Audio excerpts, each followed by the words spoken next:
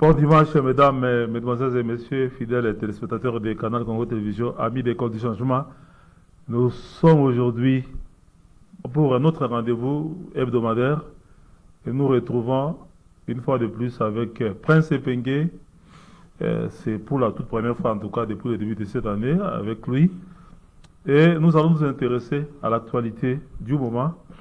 Il s'agit du retard constaté dans la mise en place des institutions ici des dernières élections. Donc, pratiquement 3 mois après que les élections ont été organisées, après que le chef de l'État ait prêté serment, le Congo-Kinshasa n'a toujours pas de gouvernement et l'Assemblée nationale, par exemple, n'a toujours pas un bureau définitif qui peut, comme ça, recevoir les programmes du gouvernement et l'investir. Et la même chose se fait au niveau des institutions provinciales où on voit que c'est vraiment avec beaucoup de retard et beaucoup d'hésitation que certains bureaux des assemblées provinciales sont mis en place et qu'il n'y a pas encore élection de gouverneurs, pas encore élection des sénateurs, c'est-à-dire l'État est en arrêt. Et c'est ce constat-là qui a été fait également aussi par le professeur Jacques Joly et Sengekeli. Il est député national élu de Boende dans la province de la Chuapa. Il est professeur de droit constitutionnel et actuellement, il était à la tête de la commission spéciale chargée d'amender le règlement intérieur de l'Assemblée nationale. Et il vient de produire une analyse très intéressante avec comme titre l'article 78 de la Constitution, sortir d'une écriture logoréique et d'une pratique chronophage déstabilisatrice de l'État. Et c'est paru dans les journaux en ligne La Rupture.cd. C'est avec Prince Epengue que nous allons en tout cas aborder cette problématique. Prince Epengue, bon dimanche et bienvenue en tout cas sur ce plateau de Record du Changement. Merci, messieurs les journalistes GR Monkolo. C'est un honneur, un réel plaisir que de retrouver encore ce plateau prestigieux où on fait appel à l'intellect au fond pour faire jaillir la lumière et éclairer certaines questions qui taraudent l'esprit de nos concitoyens. Et donc, je suis très disposé pour en discuter. Voilà, vous avez aussi lu l'analyse du professeur Jacques Joly Sengekeli avant que nous puissions entrer en tout cas dans les détails et prendre en charge cette problématique du retard dans la mise en place de nouvelles institutions des élections et même dans la léthargie dans laquelle se trouve l'État congolais actuellement. Je sais pas, votre point de vue sur cet article du prof Jacques Joly que vous avez lu? Il faut dire que je comptais moi-même appeler les vieux Joly comme je l'ai toujours appelé affectueusement. Évidemment, au-delà de nos accointances politiques opposées, en dehors du fait qu'il soit de l'Union sacrée et que moi je sois de la résistance de l'opposition, professeur Joly a mis ses lunettes de scientifique et a mis les curseurs aussi la question du temps suffisamment long que prend ou que prennent les différentes formations de gouvernement au pluriel depuis 2006 jusqu'en 2023. Et ici, professeur Joly a rationalisé les choses de manière à nous montrer que, comme disent les Anglais, the time is money. Le temps, c'est l'argent. Et en politique, le temps, c'est malheureusement, dans le cas du Congo, l'attribut du chef. Il ne devrait pas en être ainsi. Dans un pays qui est appelé à retrousser les manches pour travailler 24 heures sur 24, comme les Chinois l'ont fait, le temps ne peut pas être l'attribut du chef. les Congolais, chefs congolais, pensent toujours que le temps, il est le maître du temps. Au point que nous gérons très mal les temps. Et ça se voit dans tout ce que nous faisons. Un ministre arrive à 14 heures dans son bureau. Le président de la République vient à 15 heures. Pour montrer qu'on est chef, on vient toujours en retard. Pour montrer qu'on a le pouvoir, qu'on a l'autorité, on vient après tous travailler. Moi, j'ai connu Kengo, président du Sénat, qui m'avait donné rendez-vous en 2012, alors que Chaloup était en prison, à 9h30. Je suis arrivé à 9h, Kengo était déjà au bureau. C'est rare. Mais pourquoi je parle de ça? Je parle de ça parce que ceci touche tout le domaine de la vie. Même la formation du gouvernement dont le professeur Njoli parle ici.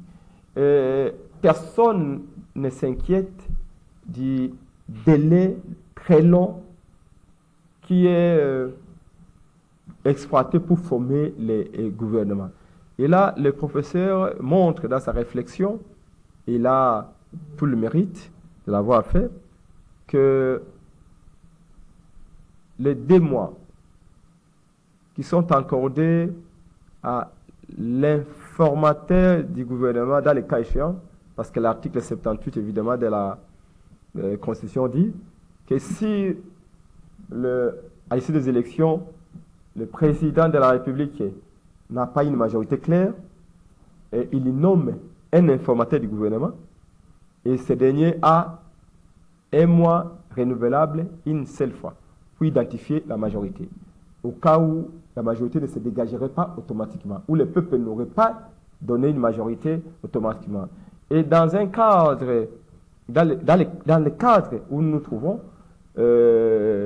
dans le cadre du multipartisme intégral, c'est-à-dire dans un système politique où aucun parti ne peut l'emporter à l'issue des élections de manière écrasante, aucun parti ne peut avoir la majorité absolue seul, eh bien, généralement, depuis 2006, on désigne toujours un informateur. Ce fut le cas en 2006, 2011 et 2018 et 2023 ici. Les 60 jours qui sont donnés à l'informateur dans le cas du multipartisme intégral pour désigner un informateur du gouvernement, c'est trop long. Et le professeur Njoli démontre que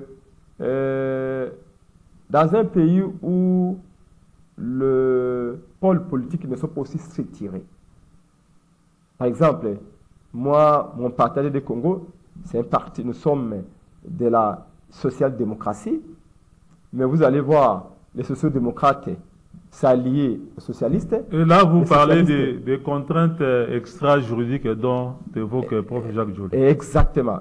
Donc, il n'est pas aussi difficile pour un informateur de dégager une majorité. Parce qu'ici, il s'agit d'une question de poste. Et en Europe, aux États-Unis et ailleurs, c'est difficile de dégager une majorité parce qu'il est presque impossible que les socialistes s'allient aux capitalistes ou que l'extrême droite s'allie aux socialistes pour former une majorité. Parce que chacun reste campé sur les fondamentaux des valeurs dont il est porteur. Oui. Ici, chez nous, il n'y a pas de frontières. Donc, le professeur démontre que la mission de 2 mois qui est donnée à l'informateur, c'est presque une mission, un gâchis, parce qu'un informateur peut faire le travail en 2 semaines. En 2 semaines, un informateur peut faire le travail et il n'est pas besoin de lui laisser 6 mois. Donc, 1 mois, une fois renouvelable, comme on l'a laissé à Kabouya. Bon, le problème principal, comme l'a relevé aussi le professeur Jacques Njoli dans son article intitulé Sortie d'une écriture logorifique et d'une pratique chronophage déstabilisatrice de l'État. Et il estime par exemple que tout le problème, c'est au niveau de l'article 78 qui prévoit que le chef de l'État nomme le Premier ministre au sein de la majorité, qu'un informateur soit nommé au cas où il n'y a pas de majorité, et que c'est pratiquement les copier-coller de la Constitution belge qui prévoit cette procédure avec un informateur. Et la Belgique, par exemple, peut, Prince Epinguet, contrairement à notre pays, s'octroyer, se donner le luxe de faire même 6 mois, une année sans gouvernement. Bien sûr, ils annoncent L'administration publique fonctionne. Les secrétaires généraux. Elle est en place, mais contrairement à nous, c'est pratiquement un suicide que nous faisons. On continue comme ça à suivre comme pratiquement les caméléons ce que font les Belges. Effectivement, il y a un problème et le professeur Njoli a le mérite de le relever. Nous sommes un peu dans le mimétisme servile. Le pouvoir constituant, originaire comme dérivé, les législateurs ont copié presque tout sans tenir compte, sans tropicaliser les raisonnements, sans tenir compte de la culture politique congolaise. Les Belges peuvent, comme la fois dernière, il y a peut-être 6 ans, ils ont été bloqués pendant presque une année et demie, voire même 2 ans. Mais il y a les secrétaires généraux qui étaient là, qui géraient le pays, et une économie qui est déjà solide, et il n'y avait pas de problème. Mais au Congo, en ce moment, on a vu le ministre de l'Intérieur, Peter Kazadi, acheter des jeeps pour donner aux généraux, acheter des camions anti-émeutes pour donner aux policiers, pendant qu'ils expédient les affaires courantes. Et pendant qu'il est même député national. Voilà, pendant qu'il est à la fois député et Premier ministre. C'est un cas de violation de la Constitution flagrante.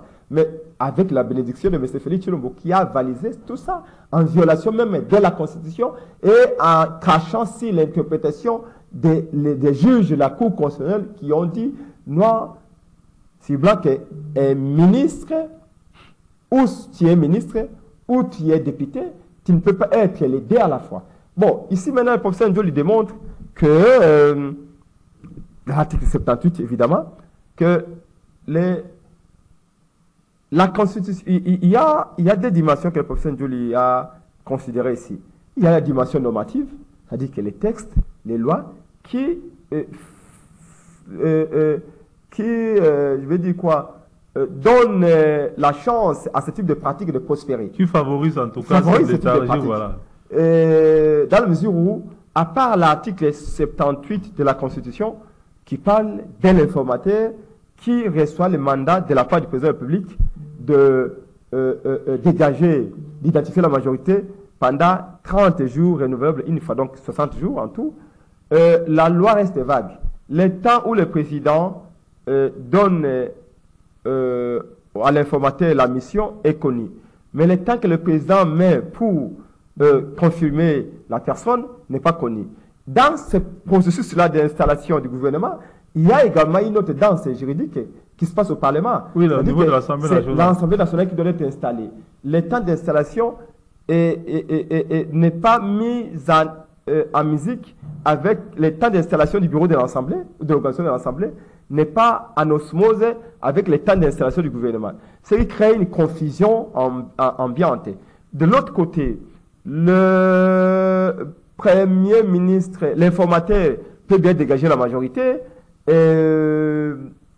plutôt la Première ministre ou le Premier ministre peut être nommé, l'informateur dégage la majorité, le Premier ministre ou le Premier ministre est nommé, les membres du gouvernement, pas de tractations politiques, peuvent être connus, mais encore faut-il que le bureau de l'Assemblée, de la nouvelle Assemblée, soit installé pour que le bureau, l'Assemblée, soit en mesure d'investir le gouvernement. Donc, les choses peuvent être bien ordonnées du côté du gouvernement, c'est-à-dire que l'informateur termine son travail conformément à l'article 78, l'informateur dégage la majorité, le président de la République nomme un Premier ministre ou une Première ministre, les membres du gouvernement sont connus, sont nommés, mais l'ordonnance tombe, mais il faut entendre que le bureau soit installé. Donc, les deux institutions peuvent fonctionner en déphasage absolu, au point qu'on peut connaître tout le monde du gouvernement, mais ils ne peuvent pas être investis. Or, tant qu'ils ne peuvent pas être investis,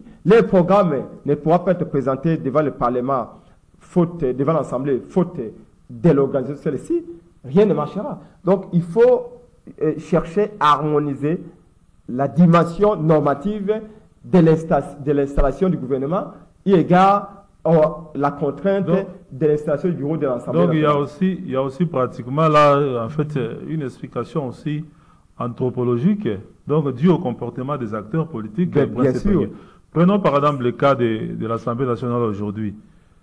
Bah, quand même, il y a une majorité qui est connue. Bon, Et avant même d'aller aux élections, est-ce que les membres de cette majorité n'auraient pas dû, par exemple, se mettre d'accord déjà sur la répartition des rôles? Qui va être président à l'Assemblée nationale? Qui va être tel? Mais aujourd'hui, là, d'ailleurs, il y a des tiraillements autour des sièges à partager au niveau du bureau de l'Assemblée nationale. Et on apprend aussi qu'il y a des contraintes, comme l'a dit Eliezer Tamboué sur un média de la place, qu'il y aurait des contraintes financières et même logistiques. C'est-à-dire que les députés nationaux, par exemple, depuis qu'ils sont installés, on ne leur a pas donné les frais d'installation. Il y en a qui viennent de l'arrière-pays, qui sont dans les hôtels, ils sont menacés d'être déguerpis. C'est-à-dire que quelque part là, ils sont en train de bloquer les choses pour faire pression à l'exécutif pour qu'on puisse quand même débloquer de l'argent prévu pour leur installation. oui, mais effectivement, ce que le professeur Joly qualifie de la dimension normative et dimension politique, toutes les deux dimensions des implications. Et moi, je relève un fait et qui est même sous-jacent du comportement attentiste et du gouvernement et du Parlement. C'est que, bon, Eliezer parle des contraintes financières, ça c'est un pis-aller. Je pense même que c'est un prétexte. Je ne crois pas que cela soit la raison. La raison, c'est la gloutonnerie, l'avidité, la pas du gain, la recherche du lucre au cadre de l'union sacrée. Parce que, comme vous le savez, 85% de la classe politique, de l'élite de la classe politique congolaise s'est coagulée autour de Félix Tshisekedi dans le seul espoir d'être à la majorité lors de ses derniers mandats. Et au sein de l'Union sacrée, il se raconte que c'est le dernier mandat. Et donc, tout celui qui a, de près comme de loin, soutenu directement comme indirectement Félix Tshisekedi doit chercher à être casé au fin de bénéficier du régime quand c'est le dernier virage. Donc, ça veut dire que vous, au niveau de la classe politique, vous considérez l'État congolais non pas comme un champ que l'on doit exploiter, que l'on doit mettre en œuvre, mais comme un cadeau à partager. Ouais, la triste réalité, elle est celle-là. C'est une vache à lait. Il faut traire cette vache tant qu'il n'est pas encore passé entre les mains de notre propriétaire, de notre locataire. Donc c'est ça la logique. Malheureusement, elle est machiavélienne, mais c'est la réalité. Il faut dire la vérité aux Congolais. Ici, il s'agit des poids lourds de l'Union sacrée qui, pendant et sentant la fin du régime Félix Tshisekedi, déjà nous sommes à 4 mois, et là, il reste 4 ans et quelques mois. 4 ans et demi, c'est quand même beaucoup. Oui, mais on ne sait pas. Ça crée encore beaucoup de temps. On ne sait pas ce qui peut arriver demain. On ne sait pas quand les malheurs visitent la maison. Donc, maintenant, il faut. La vraie bataille qui est ouverte aujourd'hui, c'est que les cadres de l'Union sacrée, les poids lourds qui sont autour de Félix Tshisekedi, se disputent la tête du bureau de l'Assemblée. Et les différents postes stratégiques et JT, comme vous le savez, les postes de rapporteurs. Bati contre Mbosso, les Vital postes... Kamerhe est là aussi au portillon. Oui, mais le président de l'Assemblée nationale, c'est le Bill Gates. Il gère des millions de dollars de frais opaques. Je vous dis, ici, un député, pour ne pas le citer, avait dit lors d'une émission chez vos confrères de Canal Kin que le vice-président du bureau de l'Assemblée nationale toucherait 200 000 dollars le mois, s'il vous plaît. Les policiers survivent péniblement, survivent avec 80 dollars. Vous vous rendez compte, le vice-président du bureau de l'Assemblée nationale, lui, toucherait 200 000 dollars le mois. Et alors, le président, c'est combien? Ces gars-là, le président de l'Assemblée nationale toucherait plus de 2 millions de dollars chaque mois, où on ne sait pas. On dit que des frais opaques, des frais, je ne sais pas comment on appelle ça, des frais noirs. Donc, en fait, il faut être dans le secret du diable pour savoir d'où vient l'argent. Ce sont des raisons qui font qu'il y a une élite acharnée, sans merci. Donc, les gens sont en train de se neutraliser. Ils se neutralisent et il y en a même qui vont voir les féticheurs. Donc, du coup, le temps un parti pour installer le bureau est tout simplement ignoré. En fait, dans la contrainte, une des contraintes que le professeur Njoli relève, c'est-à-dire que l'Assemblée nationale bloque de l'autre côté, le gouvernement lui-même a des blocages, donc on a des blocages partout. Bref, politiquement aujourd'hui, il faut dire que c'est l'union sacrée qui, pour des raisons d'intérêt égoïste, personnel, les cadres de l'union sacrée ont tenu la République en otage. Tant que chacun n'aura pas l'assurance d'avoir 5 ministères, d'avoir 6 ministères, d'avoir 2 postes au bureau de l'Assemblée nationale, d'avoir la Banque centrale, d'avoir le ministère des Affaires étrangères, ils ne pourront pas faciliter les choses pour que la République puisse avoir des institutions. Alors, mais malheureusement, on note quand même, pour le peuple qui souffre, Prince Penge, il faut le relever, on note quand même un certain calme du côté du MLC avec son président national Jean-Pierre Bemba. On ne sent pas en tout cas de l'agitation autour de tous ces postes-là. Comment vous expliquez ce phénomène? bon, vous savez, chaque Bemba joueur, est beaucoup plus discipliné que les joueur, autres. bon, peut-être, mais vous savez que chaque joueur a son système de jeu. Il y en a qui entendent à la limite du hors-jeu. Peut-être que Jean-Pierre Bemba, par son expérience, est un numéro 9 qui n'a pas besoin de descendre jusqu'à la défense pour chercher le ballon. Peut-être que Jean-Pierre Bemba a choisi la stratégie d'être à la limite du hors-jeu et avoir le ballon pour le marquer en faisant moins d'efforts. Peut-être que les joueurs comme Caméré, c'est un joueur qui sait courir partout et qui veut chercher le ballon jusqu'à la défense pour remonter avec et marquer le but. Peut-être que Bahati, lui, c'est un joueur qui veut montrer qu'il a plus de députés, qu'il peut s'en prendre de qui il veut, il quitte le Sénat, il veut venir bouffer à l'Assemblée nationale. Bref, ce que je voudrais vous dire ici, c'est que le professeur Njoli a le mérite d'avoir mis sur la table une question qui doit nous conduire, nous, le responsable politique. Moi, Prince Penge, personnellement, je me sens concerné par les 2 dimensions normatives. C'est-à-dire qu'il faut changer l'article 78 de la Constitution. L'informateur n'a pas besoin de 60 jours, donc 2 mois, donc 1 mois, une fois renouvelable, pour former les gouvernements. Oui, là, vous allez vite en besoin. Nous allons l'évoquer dans le chapitre où le prof Jacques Jolesenge Kelly a fait un certain nombre de propositions que nous allons examiner avec vous. Essayons un peu d'avancer près ces Penge. Ces problèmes-là, au niveau de la mise en place du bureau de l'Assemblée nationale, il y a aussi la place de l'opposition. L'opposition aujourd'hui n'a qu'un seul groupe parlementaire. Il s'agit du groupe parlementaire Ensemble et Alliés. Mais on note par exemple qu'il y a des prétentions au sein même de cette opposition, comme Constant Moutamba. Je ne sais pas s'il a 2 ou 3 ou 4 députés qui ne seraient même pas même de former un groupe parlementaire aussi. Il estime qu'il doit avoir une place au bureau de l'Assemblée nationale et même être porté à la tête du porte-parole comme porte-parole de l'opposition. Je ne sais pas. Qu'est-ce que vous pensez? C'est quoi, des ambitions démesurées ou c'est normal qu'il ait de telles ambitions, lui? Non, M. Moutamba était membre de l'Union sacrée. Je l'ai toujours appelé comme jeune à porter un peu plus de valeurs. Parce que Moutamba est un jeune opportuniste qui est prêt à faire feu de tout bois pourvu d'avoir une place à la majorité. Il a soutenu Félix Tshisekedi. On lui a fait cadeau de 3 députés. Je crois qu'il peut s'en contenter.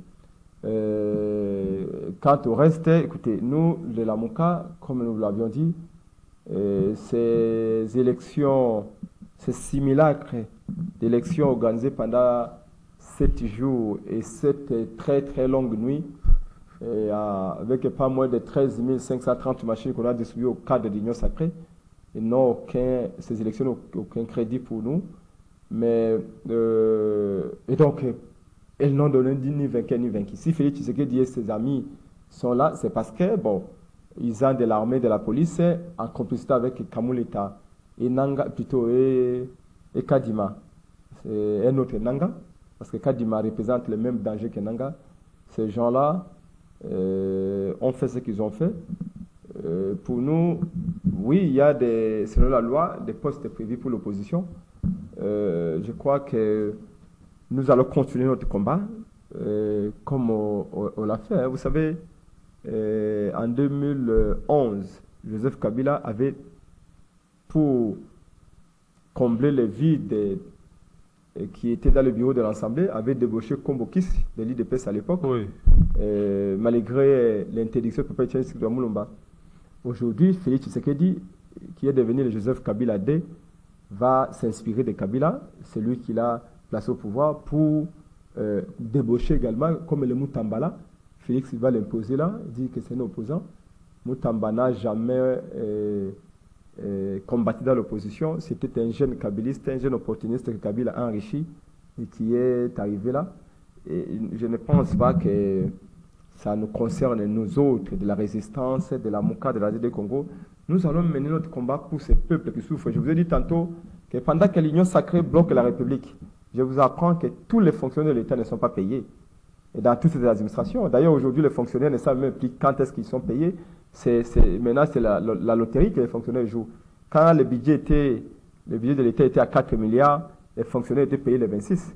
Maintenant que le budget a soi-disant... L'explication, c'est la guerre nous imposée par les Rwandais. Maintenant qui que consomment en tout cas l'essentiel du budget de l'État. L'argent est volé par ces régimes. Ça, c'est clair. Vous avez suivi le scandale avec le ministre des Finances. Le ministre des Finances ne paye qu'en urgence. Et quand il s'agit des dettes de certaines personnes que nous avons du mal à maîtriser, le ministre des Finances paye très rapidement. Mais quand il s'agit de la dette intérieure des Congolais qui ont donné qui ont travaillé pour l'État, le ministre des Finances ne paye jamais. Donc, c'est un système de prédation. Cette oligarchie qui s'est installée dans notre pays doit prendre fin. Et les fonctionnaires de l'État, maintenant, avec un budget de 16 milliards, ne savent même plus quand est-ce qu'ils sont payés. Tantôt, ils sont payés les 6, tantôt, c'est les 29. Tantôt jusqu'au 15, les fonctionnaires ne sont pas payés avec des salaires maudiques. Bon, ça aussi, alors, donc, bref, alors dans ces cas-là aussi, ça donne du crédit quand même à l'argumentaire de Lézer Tamboué. Non. Dit qu'il y aurait des contraintes financières qui expliqueraient par exemple le blocage dans la mise en place du bureau de l'Assemblée nationale. Dis-moi, les élections ont eu lieu. Les députés nationaux ont été nommés via les quotas qui sont partagés aux membres de l'Union sacrée pour installer le bureau de l'Assemblée nationale. On prendrait un mois pour quelle raison? Pour quelle raison? Dis-moi, où est le problème des contraintes? Il y a un budget aussi consacré au bureau d'âge. Non, ce n'est pas ça. C'est-à-dire que les gens sont habitués avec ces antivaleurs. Malheureusement, c'est toujours Mbosso qui est là. En réalité, on n'a pas besoin de faire un mois pour installer le bureau de l'Assemblée nationale. Ce ne sont pas des élections qu'on organise avec 6 millions de Congolais. C'est 500 députés qui vont être là pour s'occuper de 7... Combien déjà le bureau de l'Assemblée? C'est... combien? Président, vice-président, rapporteur, questeur, des questeurs, je crois, et tout ça. Mais moins de 7 personnes. Alors pourquoi prendre un mois pour cela? Le gouvernement, on a nommé la première ministre, elle est là, on va demander à Jean-Pierre Bagombo, envoyer 4 personnes, à Bahati, 4 personnes, 4 caméras et tout ça. Il y a les amis de Félix, c'est que la famille biologique envoie comme ministre, c'est que la famille politique envoie comme ministre. Vous êtes dans les secrets de Dieu ou comment? Non, mais c'est comme ça que ça se passe, papa. Ici, on ne nomme pas les gens sur base de leurs compétences. On nomme les gens sur base de leur loyauté, de leur militantisme et de l'appartenance, soit à la tribu, soit c'est pas quoi. Et ça ne peut pas prendre un mois, c'est pas possible. Je qualifie les régimes de Félix Tshisekedi des régimes s'en fout la pauvreté des Congolais. Des régimes s'en fout la mort des autres. Les Congolais peuvent mourir, des faits, les fonctionnaires peuvent ne pas être payés, ils s'en foutent. Tant que tout le monde est là, roule carrosse, on de 20 000 $ qui entrent, ça me procédé. Vous ne pouvez que dire ça. Tout ça, revenons quand même. Revenons les peuples peuvent souffrir, mais ils n'ont rien à voir. Ça, ils peuvent bloquer le gouvernement pendant plus de 6 mois. Ce n'est pas un problème. Tant que ce ne sont pas eux et les familles qui souffrent, ce n'est pas un problème. Malheureusement pour notre peuple. Revenons à nos moutons. Ces problèmes ne se posent pas qu'au niveau de l'Assemblée nationale. Il y a aussi au niveau des assemblées provinciales aussi. Oui. Même au niveau des communes, les conseils communaux. Il y a aussi un bureau d'âge là-bas. Et jusqu'à aujourd'hui, rien ne tourne là-bas. Mais j'ai été interpellé par les conseillers communaux. Ils ne savent même plus à quel sein se vouer. Ils ne connaissent même pas les Ils ne connaissent même pas où est-ce qu'ils vont en fait, où est-ce qu'ils vont se réunir, ils ne connaissent même pas. Et nous avions dit à l'époque, une analyse qui a été faite au sein de la MOCA, on a démontré que vous voulez faire l'élection des conseillers communaux, et ils seront payés par qui? D'où viendra l'argent? Parce qu'on nous a dit, oui, c'est la première fois qu'on organise des élections jusqu'au niveau des conseillers. Mais les conseillers, c'est le boulot que vous donnez aux gens. Il faut trouver l'argent pour les payer. Aujourd'hui, les conseillers ne savent même pas où aller. Les conseillers ne savent même pas par où commencer. Je vous dis, retenez ce que je vous dis. Les conseillers communaux ne travailleront pas. Ils ne travailleront pas. Je vous dis la vérité. Personne s'occupe, même Félix lui-même dans la tête, ne sait même plus qu'est-ce qu'ils existent. Quand il m'a même oublié nous-mêmes les conseillers communaux. On vous avait dit que c'est encore une charge de plus que vous voulez donner à l'État congolais. Déjà, le rôle même des députés provinciaux, les Congolais ne comprennent pas. Que font les députés provinciaux? Et les députés provinciaux ont dû même organiser des manifestations, des sit-ins. Il y en a qui ont fait 6 mois ici. Des députés provinciaux pendant 6 mois payés. Que dit des conseillers? Mais Prince Pengue, le problème, ce n'est pas le président Félix Tshisekedi. Le président Félix Tshisekedi a trouvé cette constitution dont on dit qu'elle est des belligérants et qui a prévu tout ça. Non, c'est la faute à ceux qui ont conçu cette constitution avec beaucoup d'ambition et une constitution qui fait que l'État voit en tout cas sa charge augmenter drastiquement. Si, mais le moyen ne suit pas. D'où la proposition du prof Jacques Joly dans cette analyse que nous devons avoir le courage de retoucher cette constitution, même si c'est avec des mains tremblantes qu'il faille toucher la constitution, mais elle doit être touchée pour essayer d'engager des réformes qui permettront quand même d'alléger par exemple le processus de mise en place du gouvernement et pour peut-être élaguer certaines institutions budgétivores et alléger un peu la machine. Non, qu'est-ce que vous pensez? Évidemment que par exemple, la constitution a ses problèmes, mais nous n'allons pas faire un procès à Félix Tshisekedi, par exemple pour la question de l'élection locale, enfin au niveau des conseillers et communaux, etc. Ce n'est pas la faute de Félix Tshisekedi, évidemment, mais comme intellectuel, comme responsable politique, il pouvait facilement c'est dire que les conseillers communaux peuvent coûter à la République, par exemple, chaque mois 10 millions de dollars. Et que cet argent, on ne l'a pas. Et quand on évalue l'efficacité de manière anticipative des conseillers communaux, nous pouvons approcher les zéros. Dans la mesure où celui qui n'a pas les moyens de sa politique est contraint à faire la politique de ses moyens. Les conseillers communaux, il faut dire que ce sont des gens qui n'ont pas de moyens déjà quand on participe dans une élection à ce niveau-là. Et qu'ils entendront les moyens de la part de l'État. L'État ne donnera pas les moyens. Ça, c'est au moins, nous sommes garantis qu'il n'y aura pas de moyens. C'est-à-dire que ces gens-là ne travailleront pas. Et comme ils ne travailleront pas, il n'y aura pas de répercussions. Si la mais comment on va élire les bourgmestres? Mais c'est ça le problème. Déjà, les bourgmestres eux-mêmes ne sont pas payés. Alors, donc, on aurait dit, écoutez, mais c'est Kadima, c'est vrai, c'est une disposition constitutionnelle, mais la réalité, c'était un problème que nous héritons de la Constitution. Nous allons régler le problème, mais en attendant que ces élections ne soient pas organisées. C'est une charge de plus à l'État. L'État a combien de dépendants aujourd'hui? Parlons uniquement de ceux qui viennent de la logique élective. Vous prenez le président, vous prenez les députés nationaux, vous prenez le gouverneur, vous prenez les députés provinciaux, vous prenez... Les ministres provinciaux avec des cabinets aussi. Bien sûr. Et tous ces gens-là. Donc, il y a beaucoup de dépendants de l'État qui ne sont pas pris en charge par l'État. Mais là... Alors, la proposition je n'ai pas les chiffres ici. Jacques Joly de réviser la Constitution pour résoudre ce genre de problèmes, je crois que c'est pertinent. Vous savez... Même si c'est avec des mains tremblantes, comme il est dit, qu'il faille toucher à la Constitution. Je ne pense pas que... Je ne vois pas pourquoi on doit trembler quand il faut réviser une disposition de la Constitution qui ne s'adapterait pas ou plus à la réalité. Seulement, ici, professeur, il n'était pas non suspect, comme disent les juristes, professeur Njoli étant scientifique, professeur d'université, sa réflexion, nous la consommons.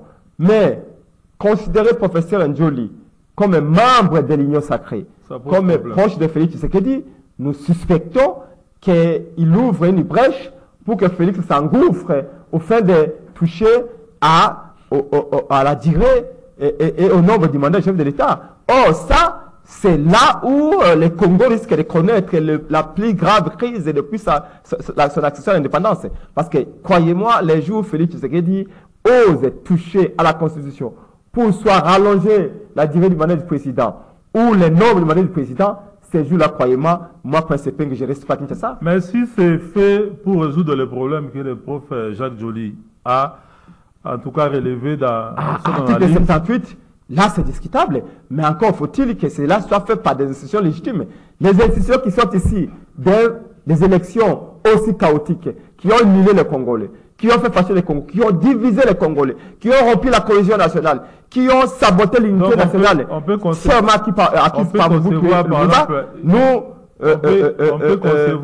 la mise en place d'une conférence nationale constitutionnelle, comme voulait l'organiser le maréchal par exemple. En tout cas, qui regrouperait tout le monde. En tout cas, il y a l'opposition, la majorité.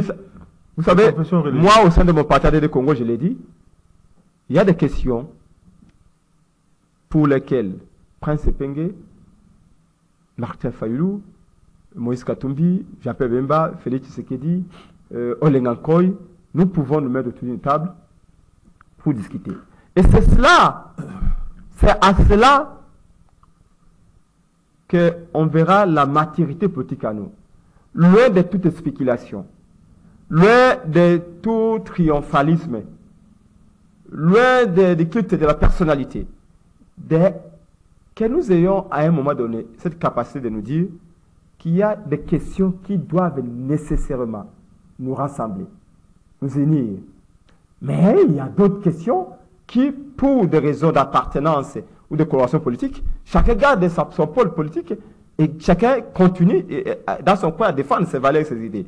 Mais la question, par exemple, c'est cette intercession-ci, plutôt la question de l'article 78 de la Constitution, ça peut être une forme de vestibule où nous tous, nous pouvons dire, Félix Tshisekedi, Martin Fayulu, Prince Epenge, Jean-Pierre Bemba, Moïse Katumbi ont dit, d'accord, l'article 78 retarde trop les choses. Nous pouvons nous mettre d'accord aujourd'hui, écoutez, on ne peut plus accepter qu'on mette 1 mois, 2 mois après les élections, ça qui est gouvernement. Les préjudices qu'on cause à la République, financièrement parlant, économiquement parlant, en termes d'efficacité aussi de la gouvernance, de la compétitivité, c'est trop.